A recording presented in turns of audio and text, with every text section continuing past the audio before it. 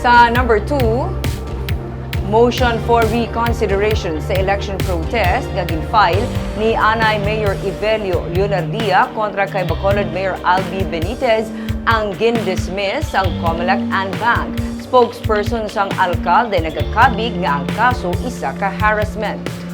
Sa desisyon nga ginpirmahan ni Commissioner George Garcia, insufficient in form and content tungod sa kakulang sang ebidensya ang ginfile nga motion for reconsideration para sa election protest ni anay Mayor Albee Leonardia bahin sa ginaalegar dinayaay, vote buying kag iban pa sang tinalikdan nga May 2022 elections.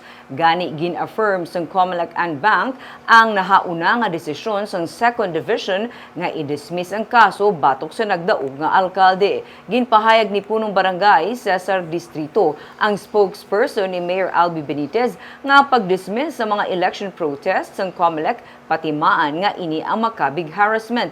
Nagapat ni siya nga ang desisyon sang Comele ang magadula sa mga pagduha-duha bahin sa kadalagan sadto ni Benitez batok kay Leonardia. Sa tuanay nag-file sang petisyon ang mga abogado ni Leonardia nga naga-question sa transfer of registration ni Benitez pero ini una na nga ginbasura sang Comele.